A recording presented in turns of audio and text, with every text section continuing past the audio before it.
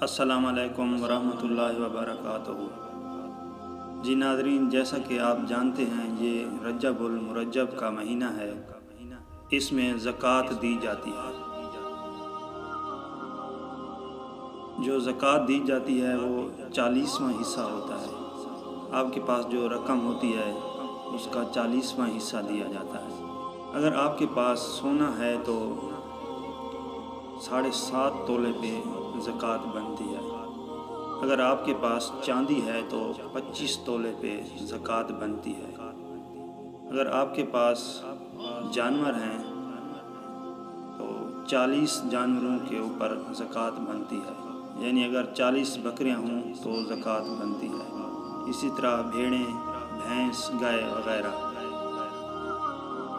اور آپ کے پاس بینک میں یا کہیں اور رقم ہے جو منافع کے طور پہ رکھی ہوئی ہے تو اس پہ زکوٰۃ بنتی ہے، چاہے وہ بینک میں ہو یا گھر میں ہو یا کسی اور جگہ پہ ہوں تو اس پہ زکوٰۃ بنتی ہے، زکوٰۃ دینا پڑے گی۔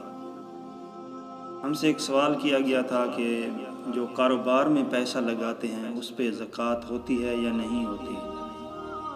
تو اس کے لیے یہ ہے کہ اگر آپ نے کاروبار کیا ہوا ہے اور اس کا جو منافع آتا ہے اس پہ زکوٰۃ ہوتی ہے۔ یعنی اگر کاروبار میں سے پیسے آئے اور پھر دوبارہ کاروبار میں لگائے جائیں تو اس پہ زکوٰۃ نہیں ہوتی، یعنی ایک طرف آئے اور دوسری طرف گئے۔ اور ان میں سے اگر آپ نے منافع کے طور پہ علیحدہ کیا یا گھر کے اخراجات کے لیے رکھے ہیں تو اس پہ زکوٰۃ دینا پڑے گی۔ اگر اس مہینے میں کسی ایک دن بھی آپ کے پاس پیسے آئے اور آپ نے اپنے گھر میں آ کے رکھ دیے یا منافع کے طور پہ رکھے تو اس پہ زکوٰۃ بنتی ہے، آپ کو زکوٰۃ دینا پڑے گی۔ تو زکوٰۃ دینے کے لیے سب سے پہلے رشتہ داروں میں دیکھیں، جو حقدار ہیں ان کو دیں۔